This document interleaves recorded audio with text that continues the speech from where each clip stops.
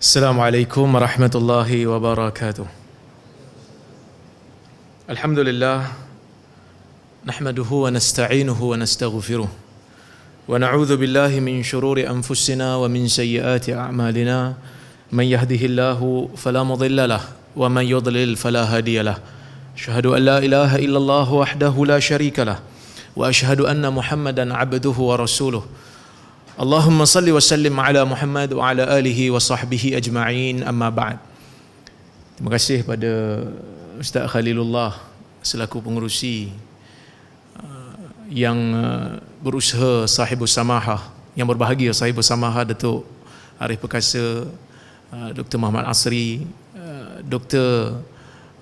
Radhi selaku rektor, Dr. Akram, Dr. Kamilin, Dr. Azman, doktor-doktor yang lain, hadirin hadirat, mukminin dan mukminat yang dirahmati oleh Allah Subhanahu wa taala. Alhamdulillah, pada pagi ini kita dapat bersama untuk kita berbicara tentang satu isu yang bagi saya merupakan satu isu yang penting di dalam dunia akademik dan juga dalam masyarakat Malaysia pada hari ini. Kenapa? Kerana kita merasakan terdapat ketidakseimbangan dari sudut memahami apakah sunnah yang sepatutnya diutamakan dan apakah sunnah yang sepatutnya dikemudiankan. Kerana ulama-ulama semasa, bahkan ulama silam pun sudah membicarakan tentang isu ini, iaitu sunnah ini ada sebahagiannya yang merupakan sunnah ma fa'alahu Nabi sallallahu alaihi wasallam ala sabili tabligh, yang Nabi sallallahu alaihi wasallam lakukan sebagai menyampaikan risalah. Ada sebahagian yang Nabi lakukan sebagai Nabi itu adalah manusia, kerana Nabi SAW tidak terkeluar daripada sifat dan ciri kemanusiaannya.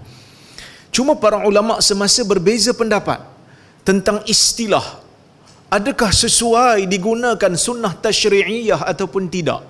Kerana sebahagian daripada mereka menggunakan istilah sunnah tasyri'iyah wa sunnah ghairu tasyri'iyah, sunnah pensyariatan dengan sunnah yang bukan pensyariatan. Sebahagian daripada ulama semasa membantah istilah ini, kerana menurut mereka apa-apa saja yang dilakukan oleh Nabi sallallahu alaihi wasallam, kalau ia tidak dituntut pun paling tidak ia menunjukkan al-ibahah, menunjukkan sesuatu yang harus, dan harus itu merupakan hukum syarak. Bagi saya, perbahasan, perbezaan pandangan di kalangan sarjana ini hanyalah pada istilah.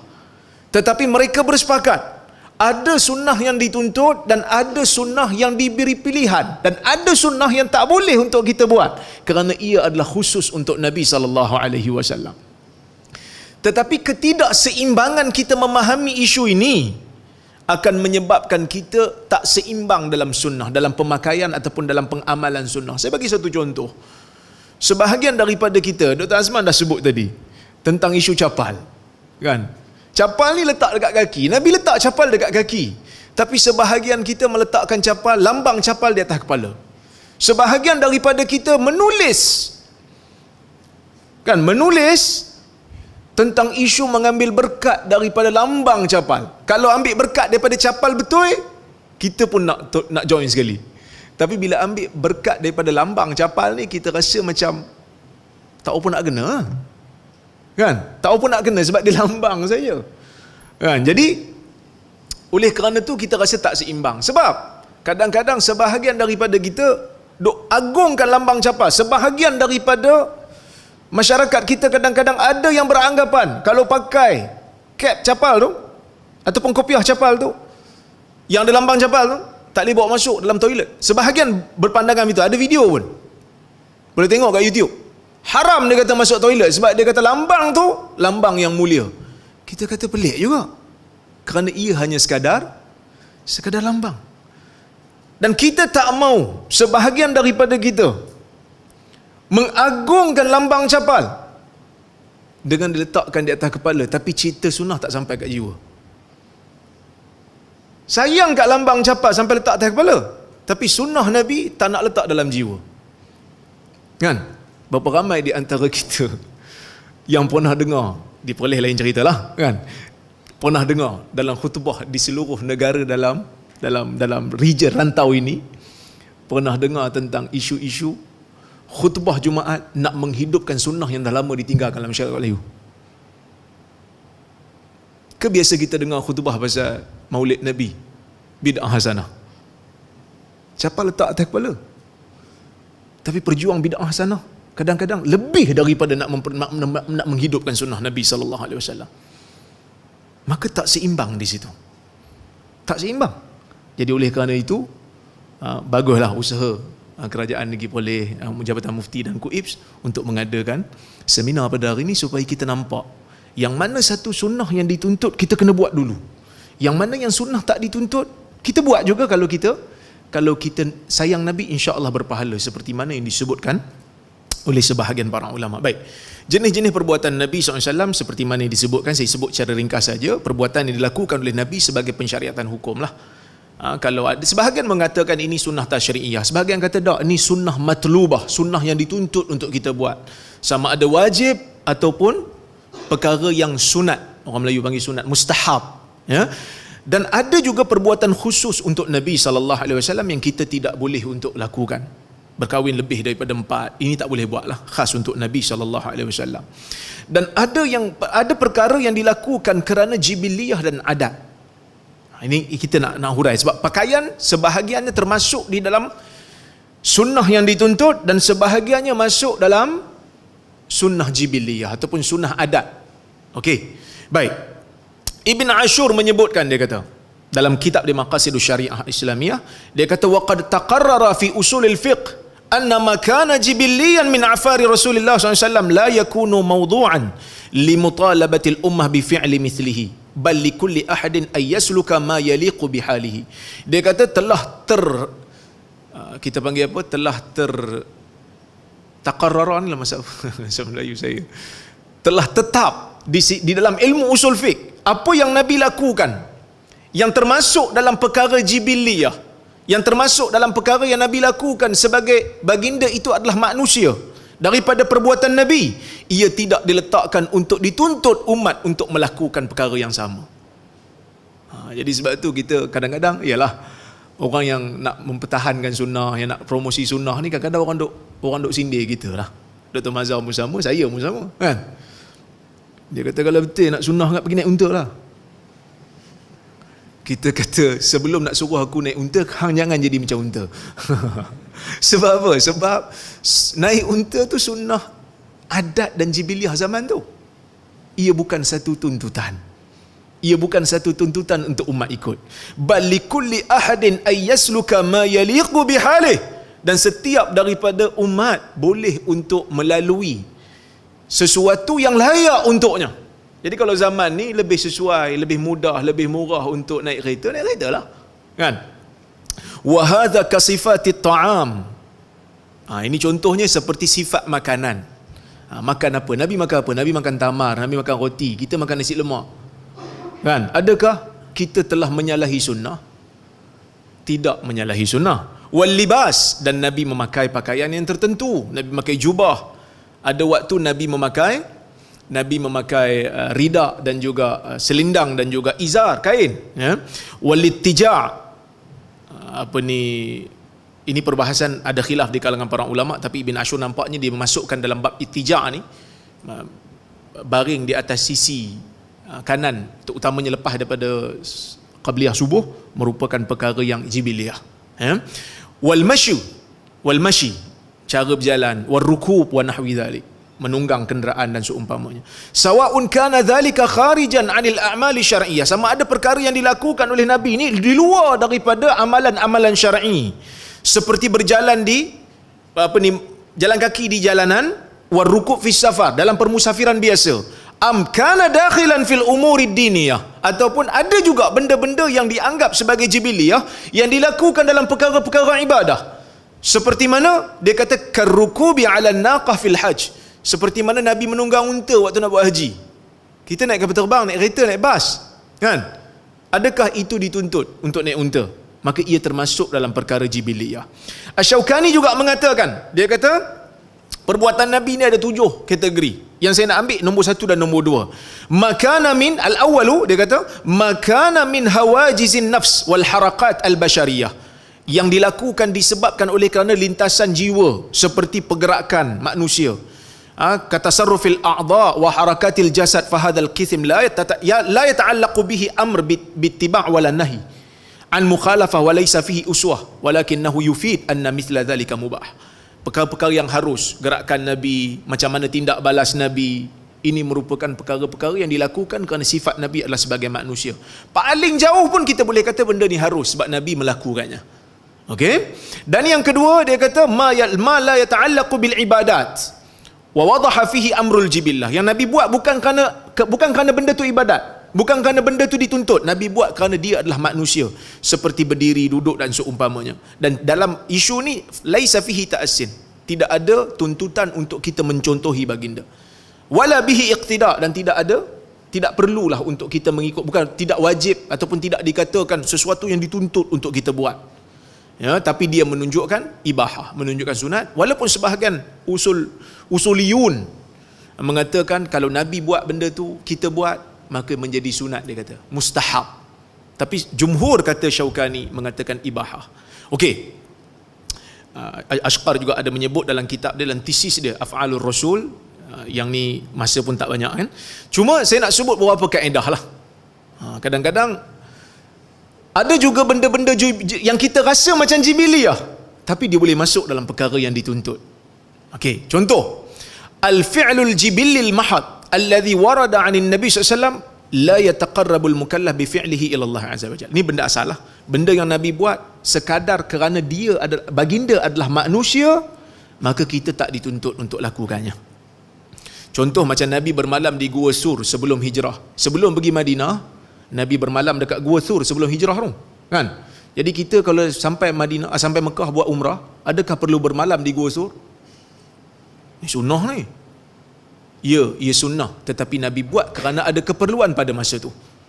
Sama juga, Nabi menggunakan jalan khusus dan teknik khusus ketika hijrah. Nabi arahkan orang untuk lalukan kambing tempat Nabi melangkah. Jadi kalau kita nak pergi Madinah, adakah kena buat benda yang sama? Cari kambing je, Syekh. Sebab apa saya nak ikut sunnah? Sebab Nabi bila pergi hijrah, Nabi suruh orang padamkan jejak kaki Nabi dekat atas pasir tu dengan lalukan kambing. Jadi saya pun nak, ada tayar tracks kan, saya naik bas ada kesan tayar, jadi lalukan kambing kat situ. Kita kata tak perlu, kerana benda tu bukan tuntutan. Dan Nabi makan roti dan seumpamanya, ya, dan ini tidak tuntut daripada umat. Kita tak dituntut untuk buat lah, kerana benda ni Nabi buat kerana ada keperluan pada masa tu. Okey.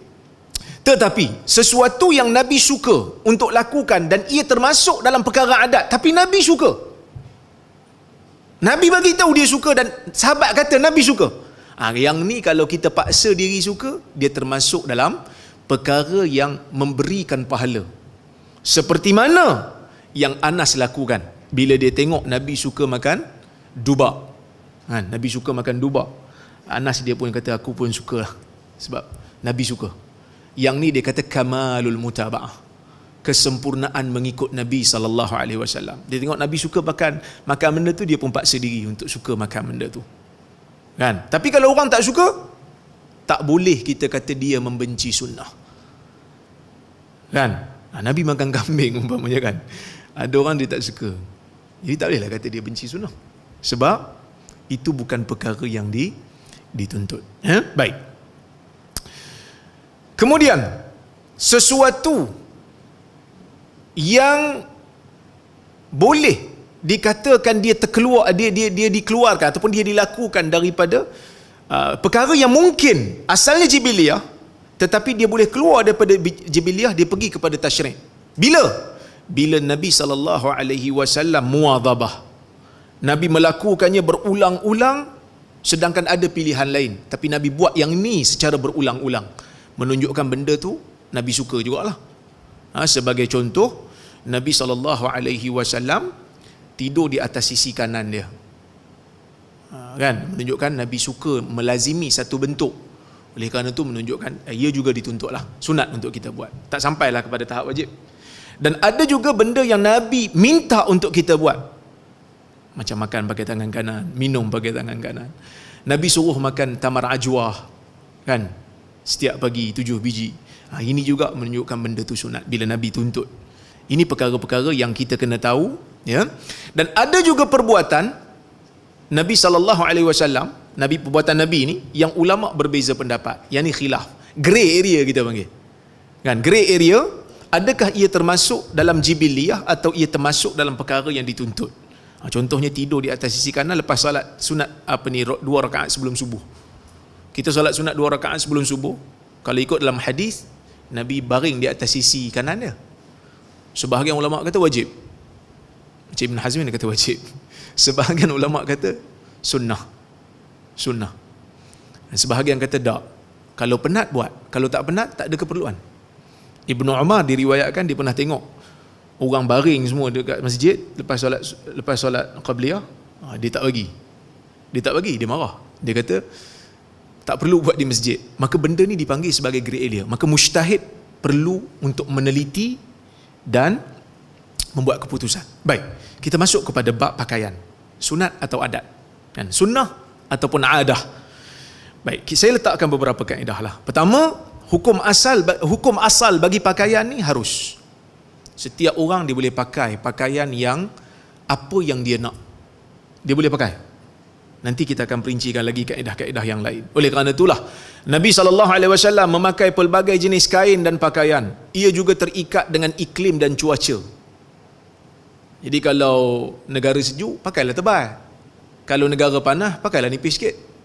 Kan? Jadi kalau kita kerja security, kerja polis, kan? Kerja jadi polis, sesuai pakai jubah. Nak kejar pencuri susah. Jubah pula jenis jubah sempit ni. Kan? Koyak habis jubah. Kan? Pencuri lari, kita pun dah bogey dah. Koyak habis jubah. Kan? Jadi tak sesuai. Sebab tu saya dulu duk tanya pelajar UPSI, dia pun takut nak jawab.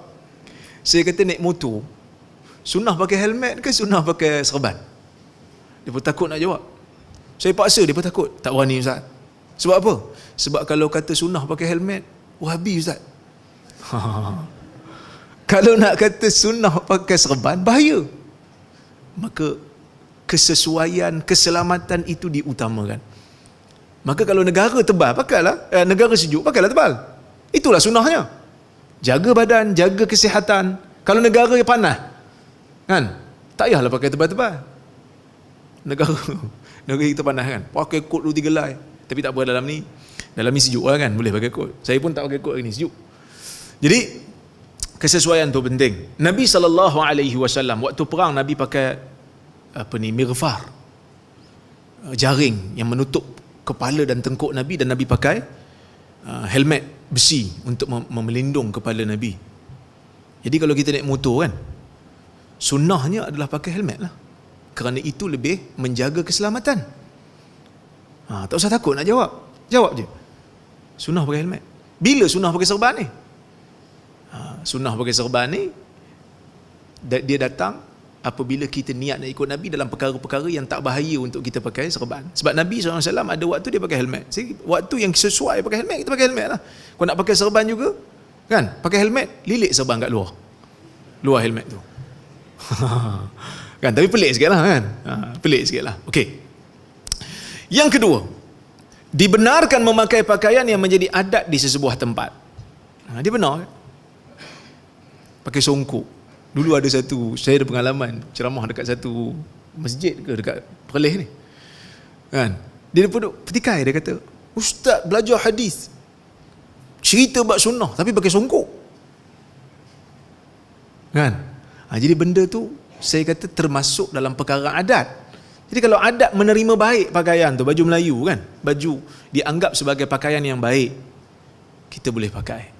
Kerana Nabi SAW memakai pelbagai jenis pakaian. Sebab itu Syatibi kata dalam Muwafaqat, dia kata, "Minha ayil adat ma yakunu mutabaddilan fil adah min husn ila qabh wa bil aks misla kashfir ra's." Dia kata ada benda pakaian-pakaian ni kadang-kadang bertukar-tukar. Daripada baik menjadi buruk mengikut kepada kesesuaian adat, dia kata. Seperti membuka kepala. Dia kata, fa innahu yakhtalif bihasabil biqa' fil waqi'.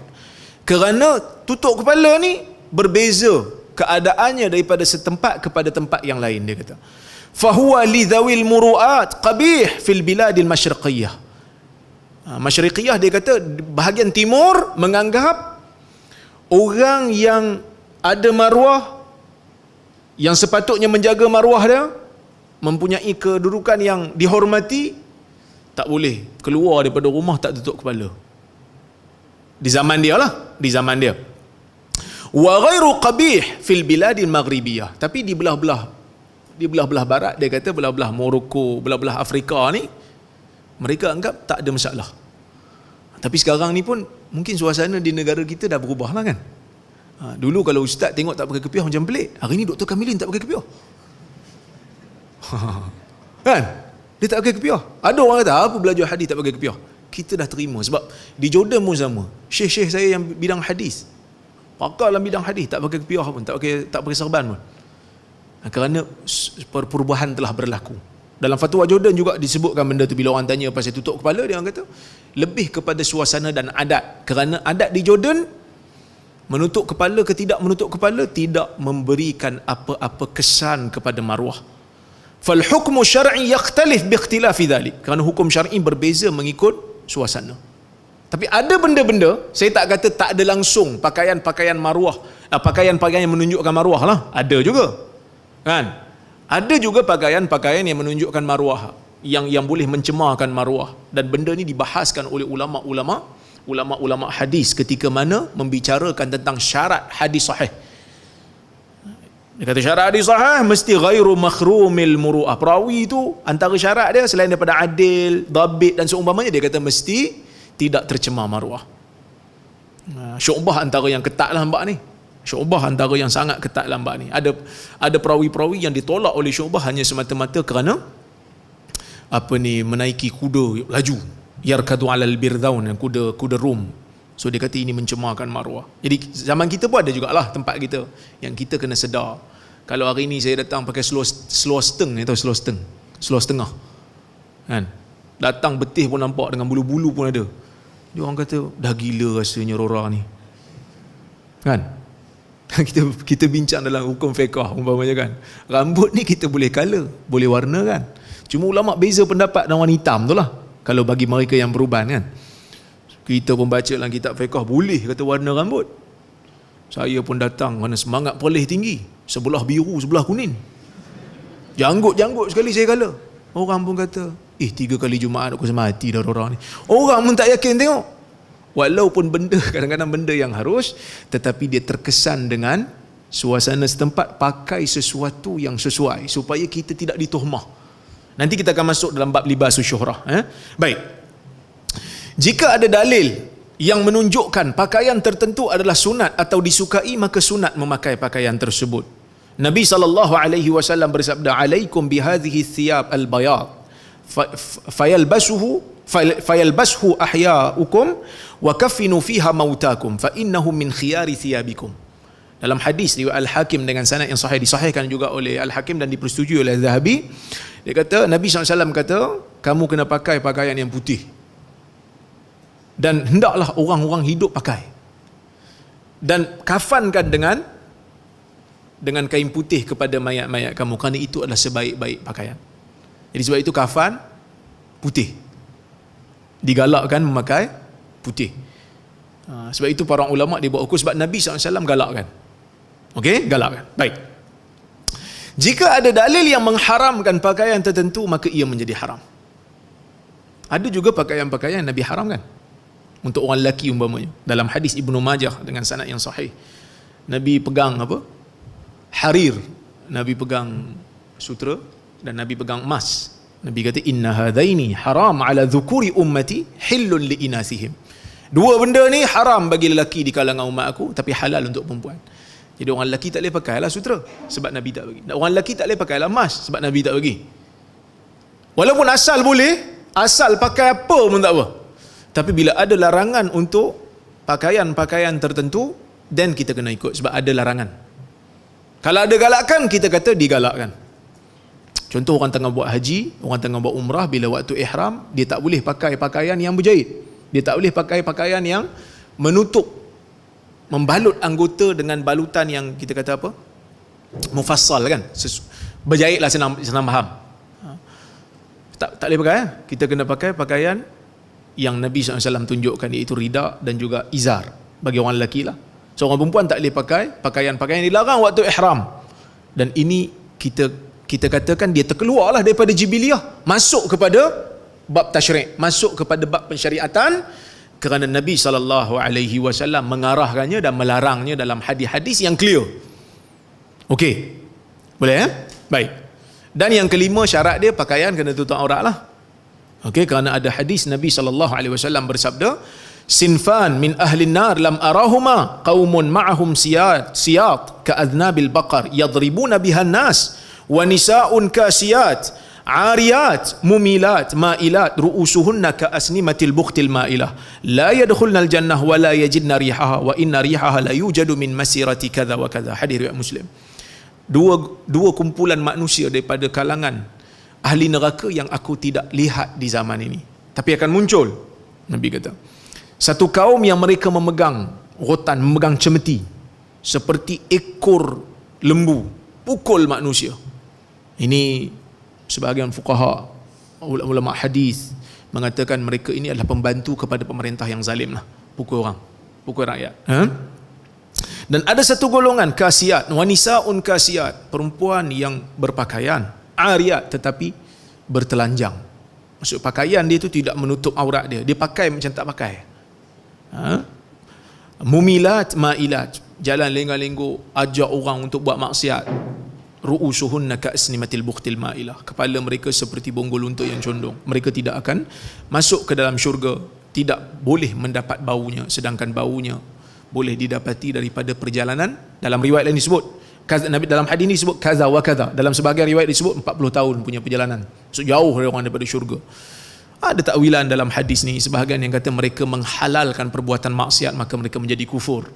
Ada juga yang kata mereka tak masuk bersama dengan orang mukmin yang lain, mereka masuk lewat. Sebab tu Nabi kata mereka tak masuk syurga tu tak masuk bersama dengan mukmin yang lain kerana mereka berdosa. So dalam hadis ni Nabi SAW memberikan kaedah, pakaian walaupun asalnya diharuskan, tetapi pakaian itu perlu untuk menepati dress code, iaitu menutup aurat. Kerana itulah asalnya pensyariatan pakaian tu datang. Bukan Nabi nak mempromosikan fashion tertentu, tetapi Nabi nak memberikan dress code, kerana manusia tidak boleh dipatternkan dengan satu pattern. Tak boleh, tak akan berjaya dan tak mampu pun. Macam saya sebut tadi lah, kalau dia kerja polis, dia kena pakai pakaian yang sesuai untuk polis. Kalau dia lecturer, dia kena pakai pakaian yang sesuai untuk lecturer. Kan, kalau dia askar, dia kena pakai pakaian yang sesuai untuk askar. Jadi semua itu menunjukkan bahawasanya keluasan Islam dalam bab pakaian. Keluasan Islam dalam bab pakaian. Jadi tak adalah setiap masa pakai rida, pakai selendang setiap masa, pergi mana pun pakai. Itu merupakan salah faham terhadap apa yang ada di dalam sunnah Nabi. Bahkan kadang-kadang dia kata pakai belajar hadis tapi tak pernah pun tengok pakaian sunnah pakai, tak pernah pun tengok pakai serban, tak pernah pun tengok. Maka semua itu kita kena tengok balik, dia masuk dalam jibiliyah ke, masuk dalam adat ke, ataupun masuk dalam tuntutan. Tapi kalau siapa yang memakainya kerana dia kata dia nak mengikuti cara Nabi SAW, kita tak nafikan ada pahala atas niat dia tu, kerana niat nak mengikut Nabi. Saya bukan larang pakai serban pula, pakailah, tak ada masalah. Tapi ada waktu-waktu kita jangan kecam orang bila tak pakai serban macam kita. Kena seimbangkan. Kadang-kadang pakai serban tapi makan pakai tangan kiri. Minum pakai tangan kiri, serban kita mesti bertahan. Tapi arahan Nabi, makan pakai tangan kanan, dia buat tak endah, minum pakai tangan kiri, makan pakai tangan kiri. So kita nampak tak seimbang dalam pengamalan sunnah. Ya, baik. Ada masa lagi? Habis dah? Alhamdulillah. Dekat habis dah. Nombor 6, tidak menyerupai pakaian orang kafir. Mana-mana pakaian yang menjadi simbol memang pakaian orang kafir ataupun pakaian keagamaan orang kafir, maka kita dilarang. Berdasarkan riwayat Abu Daud, man tashabbaha biqaumin fahuwa minhum. Sesiapa yang menyerupai suatu kaum, maka dia dianggap daripada mereka. Tetapi kalau pakaian itu telah diterima bukan mewakili kaum yang kufar, dia dah diterima oleh masyarakat setempat sebagai pakaian yang diterima, dia tidak melambangkan kekufuran, maka tidak menjadi masalah untuk kita pakailah. Okey. Yang ketujuh, tidak menyerupai perempuan bagi lelaki dan tidak menyerupai lelaki bagi perempuan. Jadi kalau ini pun terpulang kepada uruf dan suasana setempat lah, kan? Kalau tempat tu dia memandang pakaian ni untuk perempuan, so kita tak pakai, yang lelaki tak pakai lah.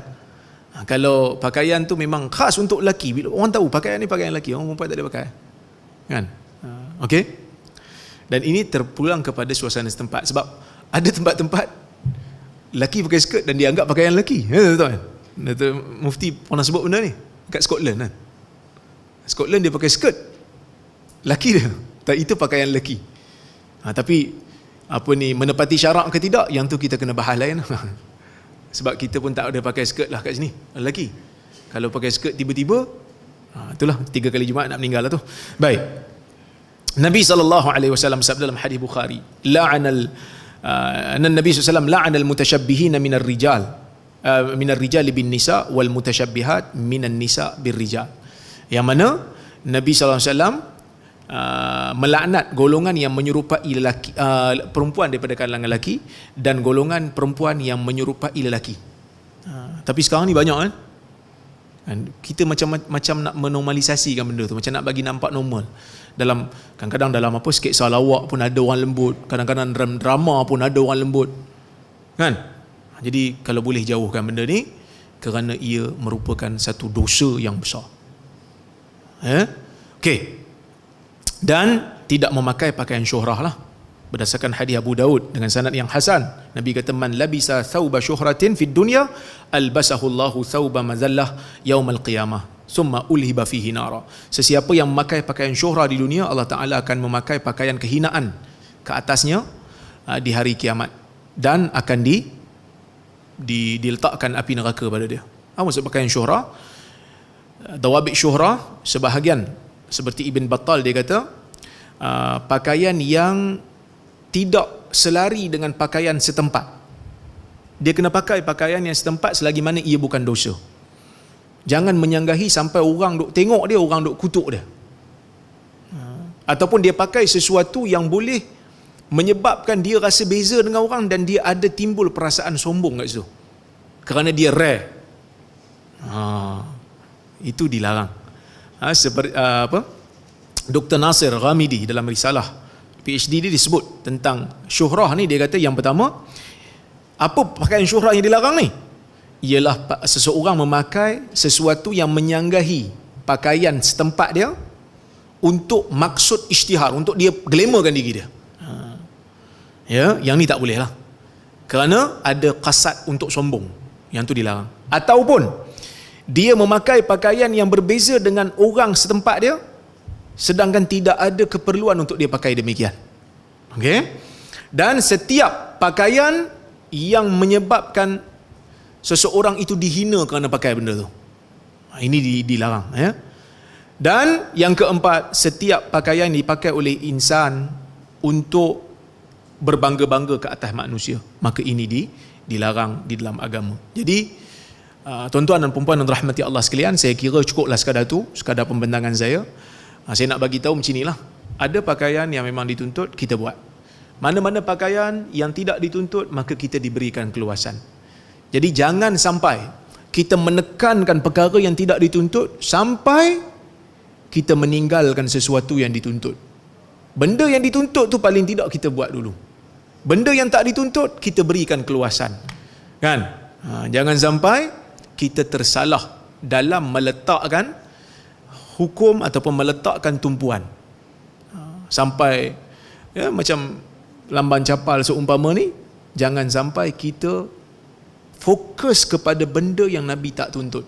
Kalau betul lambang capal ni sesuatu yang dituntut, dah tentu lambang capal tu ada di zaman sahabat, dah tentu lambang capal tu ada di zaman salafus salih. Tetapi bila tidak ada, maka ia menunjukkan ia bukanlah satu tuntutan. Tapi kalau sekadar nak buat apa, nak buat lakaran, nak orang kata sebagai kesenian macam lambang bulan bintang tu, bagi saya tak ada masalah lah. Tapi bila ada kepercayaan dia ni mesti dimuliakan, nak masuk toilet pun haram, maka dia perlu membawa dalil yang baru. Kalau tak, kita dah menambah sesuatu dalam agama yang tidak ada asalnya. Oleh kerana itu, kita kena berhati-hati. Mudah-mudahan apa yang saya sampaikan ini memberikan sedikit pencerahan kepada semua. Saya mohon maaf kepada hadirin dan hadirat jika saya ada terkasar bahasa tersilap kata. Terima kasih kepada Jabatan Mufti Perlis, terima kasih kepada KUIPS atas jemputan. InsyaAllah kita bertemu lagi di lain masa. Aqulu qawli hadha wa astaghfirullahal azim li wa lakum. Assalamualaikum warahmatullahi wabarakatuh.